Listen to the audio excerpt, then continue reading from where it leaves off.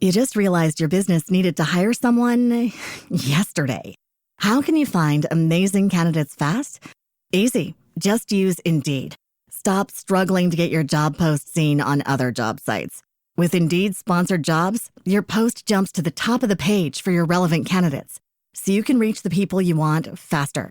According to Indeed data, sponsored jobs posted directly on Indeed have 45% more applications than non-sponsored jobs. Don't wait any longer. Speed up your hiring right now with Indeed. And listeners of this show will get a $75 sponsored job credit to get your jobs more visibility at Indeed.com/kidsandfamily. Just go to Indeed.com/kidsandfamily right now and support our show by saying you heard about Indeed on this podcast.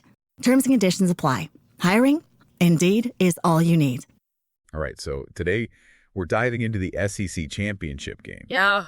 And, it's a pretty big deal, even if you're not, like a diehard SEC fan. Oh, absolutely. And we're gonna figure out why. Yeah. We're gonna go through the history. Yeah. The format. Yeah. Change all the dynasties that make this game so legendary. Yeah, what's really interesting? And that the SEC championship was actually a pioneer back in '92. Okay. It was the first conference championship game Wow. in all of college football. I mean, can you imagine that, like, being a college football fan back then? Yeah. And there's no, like, big showdown for the conference title? Right. No automatic bid to a, like a major bowl game? Yeah. It's crazy to think about now. Yeah, absolutely. I mean, the SEC really kind of set the stage. Yeah. And everyone else followed.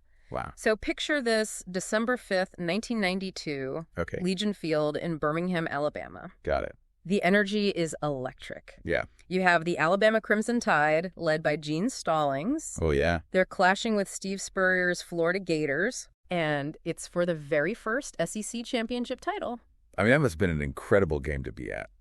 It was. Like, did people realize at the time how big of a deal it was going to become? Yeah, I think the significance of that game wasn't just the game itself, but what it represented. Okay. The SEC was kind of asserting its dominance, and I think it set off like a chain reaction. Yeah. Other conferences saw the excitement, the high stakes. Right. They realized, hey, a championship game could really elevate our profile too. Yeah. They're like, we need one of those. Exactly. Wow. So they really started a trend that changed the whole landscape of college football. Yeah, it's pretty amazing. But the SEC championship itself has gone through some pretty big changes too, right? For sure. I mean, it's not in Birmingham anymore. Yeah, it's not in Birmingham anymore. Where is it now? It eventually made its way to Atlanta, Georgia, first to the Georgia Dome, and now it calls the Mercedes-Benz Stadium home. Ah, very nice. Yeah. And, this move wasn't just about needing a bigger space. It really reflects how the SEC championship grew into a national event. Oh, wow. Drawing huge crowds, media attention from all over the country. So things seem to be going pretty well.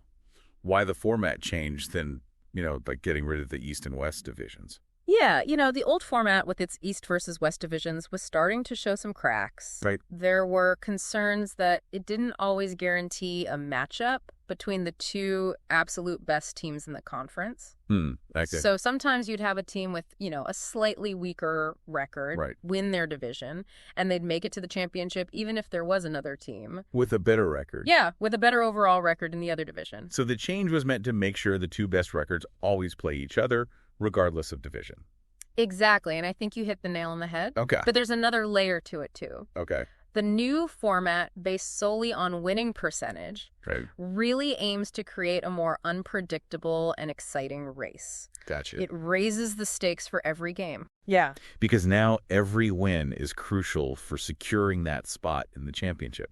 I bet some people weren't super happy about getting rid of that traditional East versus West rivalry, though. Oh, absolutely. That was like a big part of the SEC for a long time. Yeah, I mean, some argue that relying solely on winning percentage might overlook a team that faced a tougher schedule, Yeah, but ended up with maybe one more loss. makes sense. They feel like the old format provided a better balance Okay, between rewarding divisional dominance and recognizing overall strength. that's a good point. So it's more competitive, Yeah. but it might have some downsides too. Right. It's complex. Yeah, for sure. And to see how this change really played out, I think we got to talk about the dynasties that have shaped the SEC championship. Yeah, let's talk dynasties. Because some teams have really left their mark. Oh, yeah. We're talking about teams that have turned the SEC championship into their own personal showcase. And I'm guessing we're about to talk about a team that wears crimson and white. You know it. We're talking about the Alabama Crimson Tide. Yeah. Under Nick Saban, they've racked up an unbelievable 10 SEC championship titles. And that's insane. Like, how do they stay so dominant? Is it just like raw talent? Well, talent's definitely a factor. Yeah. I mean, their recruiting strategy is legendary, consistently bring in the top high school players from across the country, Right. building this pipeline of future stars. Yeah, like a factory of amazing players. Exactly. But it can't just be the players, right? Coaching's got to be a huge part of it, too. Oh, absolutely. Nick Saban is considered one of the greatest college football coaches of all time. Oh, for sure. He's instilled this culture of discipline, hard work, attention to detail that just permeates the entire program. Yeah, and it's not just the talent and the coaching. There's like this feeling of invincibility around them. Right. Like their opponents are already intimidated before they even step on the field. Oh, that psychological edge is definitely real. Yeah. The Crimson Tide have this mystique, this legacy of winning Right. that can be overwhelming for their opponents. It's hard to beat a team that always wins. Exactly. Okay, so Alabama's like in a league of their own. Yeah. But what about the other powerhouses that have won the SEC championship? Yeah. You got the Florida Gators with 7 titles, That's right. LSU Tigers with 5. Uh-huh.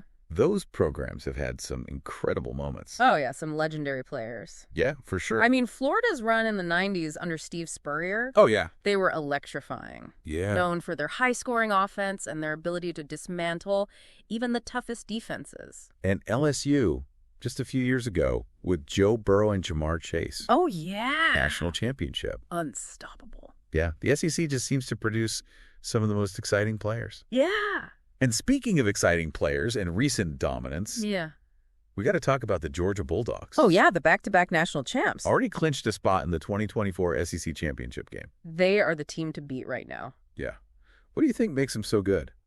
Their defense is just suffocating, Yeah. and their offense is starting to find its groove. So who do you think is going to challenge them? Well, as of right now, it looks like Texas and Texas A&M are the top contenders. Okay. But you never know if few other teams can make a late-season push. Yeah, that's what's so exciting about this new format, right? Exactly. Ah, With no divisions, the race for the top 2 spots is wide open. totally. And speaking of the national landscape, let's talk about the college football playoff. Yeah. So winning the SEC championship pretty much guarantees you a spot in the playoff, right? Pretty much. I mean, the SEC is considered the toughest conference in college football. Yeah. So the committee that selects the playoff teams, they almost always give the SEC champion a spot. Yeah. And sometimes even the runner-up has a good chance of getting in. So the SEC championship isn't just about bragging rights in the conference. Yeah. It's about getting to the biggest stage in college football. That's why this game is always so intense. Yeah. The stakes are incredibly high for the players, the coaches, the fans. And, speaking of the fans, the SEC championship game is a cultural phenomenon. Yeah. It's more than just a game. It's an experience. Yeah, tell me about that. What's it like? Atlanta, it becomes a sea of colors and rivalries Wow. during SEC championship weekend. Okay. I mean, the tailgating starts days before the game, and the atmosphere is electric. I've heard about those tailgates. They sound wild. They're pretty wild. Like you need a whole week just to experience the pregame. Pretty much. And it's a testament to the passion and dedication of SEC fans. Yeah. They travel from all over the region, and even if their team isn't playing, Wow. they're there to soak up the atmosphere and celebrate SEC football. And even for those watching from home, you can feel the energy. Oh, absolutely. It's an event that transcends the game itself. Yeah. Brings people together, starts conversations, creates memories. Sure. Yeah, it really is amazing to think about how much this game's changed over the years. It's come a long way. From like little Birmingham to this huge national event. It really has. And it's not just about, the size or the location. I think the format change we talked about really shows that the SEC is willing to Adapt? keep things interesting, to make sure the championship is always like the best of the best. Yeah, they're committed to making it great. Absolutely. So looking ahead to December 7th, Mercedes-Benz Stadium 2024 SEC Championship. It's going to be a good one. I'm excited. Yeah, with Georgia, Oregon, and a bunch of teams fighting for that other spot. Right. It's going to be a wild finish to the season. Some upsets, maybe. Oh, yeah, for sure. Before we wrap up, though, I want to go back to that format change. Okay. Do you think getting rid of the divisions made it more fair? That's the big question, isn't it? Yeah. It's tough. There are good arguments on both sides. Right. I mean, the new format does guarantee that the 2 teams with the best records will play each other, Right. which, Seems like the fairest way to do it. On paper, yeah. Yeah. But, like we said, some people think it doesn't take into account strength of schedule enough. Yeah, what if a team goes undefeated, but they only played bad teams? Right. And another team has one loss, but they played like the toughest schedule. Exactly. Is the team with the perfect record really the best? Good question. No easy answer. I guess we'll see how it plays out over the next few years. Yeah, it's an experiment. We're all watching it unfold. Exactly. So, what do you think? Did the SEC make the right move, getting rid of divisions? Is the championship landscape more exciting now? More unpredictable? What do you think? Let us know. Yeah, share your thoughts. We want to hear them. This is all about exploring, the different perspectives. You're getting people talking. Yeah, thanks for joining us on this journey through the SEC championship. It's been fun. It's a game that really embodies the spirit of college football. Yeah, for sure. And we can't wait to see what happens next. Absolutely. So until next time, keep that SEC passion burning. Go SEC. Today is your lucky day. Today is the day that our $3 website works for you, paying you directly to your PayPal daily. Imagine $3 ongoing continuous payments to your PayPal account. Imagine falling asleep and waking up to $300 in your PayPal account. How would this make you feel? How could this help you? What bills could you pay? What kind of fun could you have? What does that retirement look like now? All for a one-time payment of $3. This website is DFY done for you, fully built and completely hosted, and never stops collecting payments for you.